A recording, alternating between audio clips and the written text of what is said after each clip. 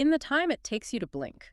A digital profile containing, your recent reading habits, your approximate location, and your distinct interest in a sleek, brand new Dell laptop was just auctioned off to the highest bidder. Yep. And the wildest part of all of that, the website you are currently reading had absolutely nothing to do with it. I mean, we have all experienced this almost spooky modern phenomenon, right? You look at a product on one site, you close the tab, and maybe an hour later, you are reading an editorial on the Indian Express, and bam. The exact same ad, staring right back at you. Exactly. It is like the defining experience of the modern internet. And it's usually the exact moment where we all start eyeing our devices with a healthy dose of suspicion. Right, because you just naturally assume your data is being leaked by the websites you trust. Okay, well, let's unpack this, because our mission for today's deep dive is to take our stack of notes, act as your personal digital detectives, and really pop the hood on the mechanics of the internet. Yeah, we're going to figure out exactly how that laptop ad managed to follow you from one publisher to a completely different one. And crucially, without those publishers ever actually communicating. And I think we have to start by addressing the core myth here. When you see that ad follow you, the gut level assumption is that these major publishers are, I don't know, passing secret notes behind your back. Right, you assume the Indian Express is somehow peeking over the digital fence to steal traffic from the Times of India. It feels like coordinated corporate espionage. Totally. But the technical reality is entirely different. And to really understand the mechanics of this tracking ecosystem, it actually helps to briefly step away from the code. Yeah, we need to map this onto a physical space. So imagine a sprawling, highly competitive neighborhood playground. I really love framing it this way because it's so useful for mapping out the players. So if we look at this playground, there are three distinct entities we need to identify. Okay, let's lay them out. First, you have Timmy. And Timmy owns the absolute biggest, coolest slide in the entire park. He represents the Times of India, a massive destination. Right. Then on the other side of the park, completely separate, you have Ian. Ian owns the highest swing set representing the Indian Express. And then you have the third player. Sitting on a bench nearby, you have Dell. Yes, but Dell isn't there to play. Dell is the kid who showed up with a giant backpack stuffed with warm chocolate chip cookies.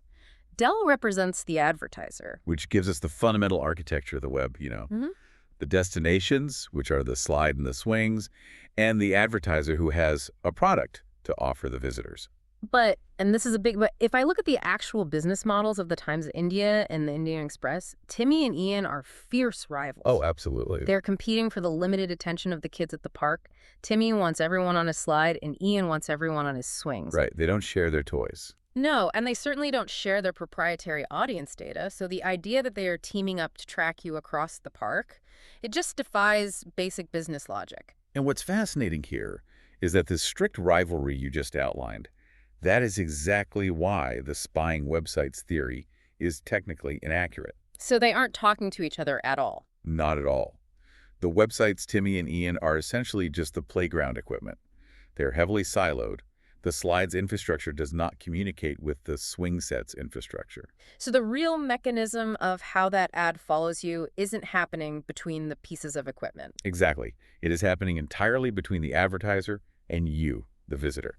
The publishers are merely providing the ground you happen to be standing on. Wow. Okay, so if the playground equipment isn't doing the tracking, the foundation for this has to be laid before you even decide to leave that first website. Precisely. Let's look at that initial encounter. Right, so you arrive at the park and you head straight for Timmy's slide. Before you go down, Dell taps you on the shoulder. And Dell asks if you like chocolate chip cookies. You say yes, you take a cookie, and before you turn around, Dell slaps a bright, glowing neon pink sticker right onto the front of your t-shirt. And that physical sticker, that is the absolute cornerstone of internet tracking over the last 2 decades. The tech industry calls this a cookie, right? Or tracking pixel. Yeah, exactly. But the critical detail in your scenario is the placement of that sticker. Because Dell didn't attach it to Timmy's slide. Right. The advertiser has zero interest in tagging the website itself. They know you aren't going to stay on the Times of India forever. So by attaching the identifier directly to your web browser, your digital t-shirt, they ensure their ability to recognize you travels wherever you go. Okay, I want to push past the metaphor here for a second because the term tracking pixel sounds incredibly abstract. It does, yeah. What is that neon sticker mechanically? Like, when I load the Times of India, how does Dell actually attach something to my browser if I never even navigated to Dell's website? So it happens through the code rendering the page you are viewing. When your browser requests the article from the Times of India servers, the publisher sends back the text and the images. Okay, standard web browsing stuff. Right, but embedded in that code are instructions to also fetch content from third-party servers. Historically, advertisers achieve this by embedding a literal one-by-one transparent image. Wait, a single pixel? Yes, a single pixel right into the page. So when my browser tries to load that tiny invisible image, it is basically forced to make a direct HTTP request to Dell's servers. Correct. And anytime your browser makes a request to a server, it inherently reveals two things: your IP address and your browser's unique signature. Oh wow, I didn't realize it just volunteers that information. It'd have to just to function. So when Dell's server receives that request for the invisible image, it says, well, I don't recognize this browser. So what does it do? It sends the transparent pixel back, but it attaches a tiny text file with a unique ID number. That text file is the cookie. It is stored locally on your hard drive. Meaning, I am now officially wearing the neon pink sticker. You are. The browser is essentially tricked into introducing itself to the advertiser. Okay, that makes sense. So you read your article, you get bored, and you decide to leave. You walk all the way across the digital park to Ian's towering swing set, the Indian Express. Right, you've moved on. Let's look at the data separation here. When my browser loads the Indian Express, does Ian's server have any access to the cookie that Dell just put on my machine? None whatsoever. Web browsers operate on a strict same origin policy. Meaning, a website can only read the cookies that it created itself. Exactly. Ian's servers cannot access Dell's cookies, and they definitely can't access Timmy's cookies. So from the perspective of the Indian Express, you are a completely blank slate. They have absolutely no idea you were just reading the Times of India. They are completely clueless about your past browsing history. Okay, here's where it gets really interesting. Because if Ian is completely clueless, we have to explain the sudden appearance of the Dell ad next to the swings. Right. How did Dell find you? Yeah, and I was reading up on the infrastructure behind this, because Dell cannot simply be standing in the park squinting at millions of T-shirts hoping to spot a neon pink sticker. No, that would be impossible. Right. This process has to be automated at an incomprehensible scale. This is where ad exchanges come into play, isn't it? That is the exact mechanism. Dell isn't manually looking for you. Dell relies on a highly sophisticated automated marketplace that operates in milliseconds. So how does that work when I show up at the swings? Well, when you arrive at Ian's swing set, Ian knows he has an empty billboard next to the swings. He wants to monetize it. Obviously. So Ian's website code includes a script that connects to a supply-side platform or an SSP. Okay, so the SSP is essentially Ian's automated auctioneer. It's a megaphone broadcasting to the digital park saying, hey, I have a user here and I have ad space available. Precisely. And this is where that neon sticker finally triggers the chain reaction. Because the SSP is broadcasting. Yeah. When Ian's SSP broadcasts the availability of the ad space, it includes whatever information it can gather from your browser. Right. But crucially, because of how third-party scripts execute, our server is pinged as part of this page load. Oh. So Dell's server sees the request, reads the unique ID number in the cookie it gave you earlier, and instantly realizes who you are. Exactly. And Dell isn't acting alone either. Dell is using a demand-side platform. A DSP, which is basically automated bidding software, right? Right. So Dell software sees your neon sticker, checks its internal database, and says, hey, we know this user. They were looking at our laptops 10 minutes ago. They are a high-value target. And that leads to the real-time bidding process, or RTB. Okay, break down the RTB for me. Dell software calculates exactly how much that specific ad impression is worth to them. They submit a bid to the ad exchange. Let's say they offer a shiny quarter for the space. But they are bidding against other advertisers too, right? Who might recognize me for totally different reasons. Exactly. An airline might recognize you from a flight search yesterday and bid, I don't know, 20 cents. But Dell wins the auction with their quarter. Yep.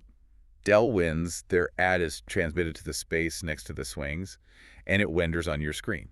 And just to clarify the timeline for you, the listener, this entire process, Ian loading the page, the SSP announcing the space, Dell's server recognizing the cookie, the DSP calculating the value, the auction taking place, the winner being declared, and the image being served. Yeah. all of that happens between the moment I click the link and the moment the web page fully renders on my screen. Yes. The entire cryptographic auction takes place in roughly 1 to 200 milliseconds. That is insane. It is happening billions of times a day, entirely invisible to the user. Ian, the publisher, is just renting out the space to whoever wins the auction. So he really doesn't care who Dell is talking to or what your browsing history is, as long as he gets paid for the real estate. That's the bottom line for the publishers. Okay, let me play devil's advocate here regarding the architecture of this playground, because we haven't mentioned the entity that actually built the park. Hey. If we are talking about supply-side platforms for publishers, demand-side platforms for advertisers, and the exchanges where the auctions actually happen, isn't Google providing almost all of this infrastructure? If we connect this to the bigger picture, yes. Google is indeed the ultimate playground monitor, but they are also much more than that. Right. They built the rubber mats, they constructed the fences, and they own the megaphone Ian is using. Exactly. But wait, if Google operates the dominant SSP used by publishers and the dominant DSP used by advertisers and the ad exchange where the transaction takes place, I see where you're going with this. doesn't that mean they are essentially representing the buyer, representing the seller, and acting as the auction house simultaneously? That seems like a massive structural conflict of interest. It is a totally vertically integrated ecosystem. And that structure is exactly what allows the tracking to scale so efficiently. It's all under one roof. Right. When Dell wants to find your specific neon sticker, he doesn't have to build his own infrastructure. He essentially tells the playground monitor, here is my budget. And the monitor just handles it. Yeah. Dell says, if you see anyone wearing my neon pink sticker on any of the equipment you monitor, execute the bid, pay the publisher, and serve my ad. Wow. So the monitor coordinates the entire chaotic dance. That centralization is how the system handles millions of queries per second without collapsing under its own weight. Okay, I see the mechanical logic of the scale, even if the centralization is frankly pretty startling. It usually is when people first really look at it. But I want to pivot to something that directly affects you, the listener, today, because this framework of the neon sticker, the third-party cookie, it's actually undergoing a massive disruption, isn't it? A huge disruption, yes. Because if I am using a modern browser like Safari or Firefox, or if I have strict privacy settings enabled, my browser actively blocks these third-party cookies. It just refuses to accept the sticker. That's right. So if Dell can't tag me with a cookie, how on earth is that laptop ad still following me around? And that right there is the frontier of digital tracking right now. Because they didn't just give up, obviously. No, definitely not. When the industry realized that users and browser developers were essentially burning the neon stickers, they had to adapt. So what did they do? They adapted by moving from a system of tagging to a system of recognition. This brings us to a technique called browser fingerprinting. I have seen this term thrown around, and it sounds much more invasive than a simple text file. How does fingerprinting work without relying on a cookie?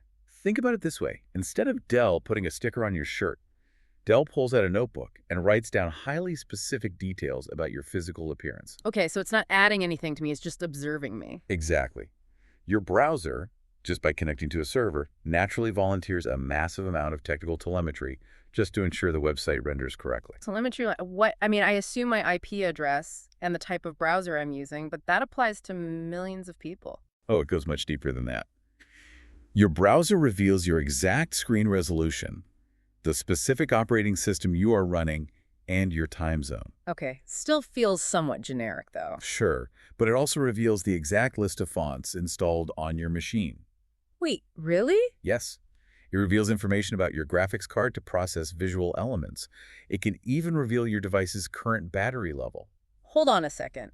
A website can see my battery level and my downloaded fonts just from me clicking a link. Yes, it's all exposed through standard APIs designed to optimize web performance. That is wild. Right. But tracking companies realize that if you combine all these seemingly innocuous data points, an Apple device in the Pacific time zone with a 14-inch screen, a specific battery depletion rate, and a highly specific combination of 50 downloaded fonts, you create a unique hash. A fingerprint. Exactly. The mathematical probability of another user having that exact same combination of hardware and software configurations is infinitesimally small. So Dell doesn't even need to give you a neon sticker anymore. No. The moment you walk into the park, Dell just glances at you, Yeah. notes your exact height, your eye color, and, the peculiar way you tie your shoes. And when you show up at Ian's swing set an hour later, Dell systems will read your telemetry, calculate the hash, and instantly recognize you again. Without a single cookie being placed. That fundamentally changes the dynamic, because with a cookie, you can at least clear your browser history. You can rip the neon sticker off your shirt, Right. but you can't easily change your screen resolution or your hardware configuration every single time you open a new tab. Which is exactly why the tracking ecosystem is shifting toward these more persistent methods. And honestly, we're also seeing a rapid rise in what is known as server-side tracking. Okay, how does server-side tracking differ from the browser-level tracking we've been discussing? Well, in our previous models, your browser was the one doing the work, right? Yeah, my browser pinged Dell's server to fetch the transparent pixel or broadcasted its telemetry to create a fingerprint. Right. But with server-side tracking, the publisher takes control. When you visit Timmy's slide, your browser only communicates with Timmy's server. So it looks perfectly secure to me. It looks completely clean. But behind the scenes, back in the back-end infrastructure where you have absolutely zero visibility, Timmy's server takes your data and directly transmits it to Dell's server via an API. Oh. So in that scenario, the playground equipment actually IS passing notes. In a manner of speaking, yes, they finally are. The publisher is securely collecting your first-party data, your interactions on their specific site, and directly integrating it with advertising platforms on the back end. And I imagine that bypasses ad blockers entirely. Totally bypasses them. Because to your browser, it just looks like you are loading the Times of India. You never see the connection to the advertiser. Wow. Okay, so what does this all mean? Let's distill the core lesson of today's deep dive for you, the listener. Let's do it. The next time you are browsing the web and a highly specific ad follows you from an article about finance to a blog about cooking, you don't need to rely on the myth of corporate espionage. Right. By understanding the actual architecture, the localized data of the publishers, the real-time automated auctions happening in milliseconds, the legacy of third-party cookies, and the modern reality of browser fingerprinting, it replaces that generalized paranoia with structural clarity. It really reframes the entire digital experience. You aren't being spied on by the websites you visit. No. You are participating in a vast automated economy where your digital identifiers are basically the primary currency. And the mechanisms are complex, but they follow a strict logical framework. Whether it is an invisible one-by-one pixel triggering an HTTP request or a sophisticated algorithm hashing your device's hardware profile, the goal is always recognition. Just matching demand with supply at the speed of light. That's all the infrastructure is engineered to do. Well, that wraps up our digital detective work for this session. Thank you so much for joining us on this deep dive. It's been great. We hope this exploration of cookies, RTB auctions, and fingerprinting gives you a totally new lens through which to view your daily internet usage. Keep exploring the digital landscape, keep questioning how the code operates under the hood, and definitely keep an eye on what your browser is broadcasting. And I think this raises an important question for you to ponder before our next session. Oh, absolutely. Now that you understand the mechanics of the digital playground, the invisible pixels, and the unique hardware hashes that define your presence, ask yourself this. Yeah. As you navigate the web today, moving from your email to a news site to a shopping portal, how many invisible identifiers are you currently broadcasting? Oh, that's a good one. And how many automated auctions are being won right now, just because of the unique way you're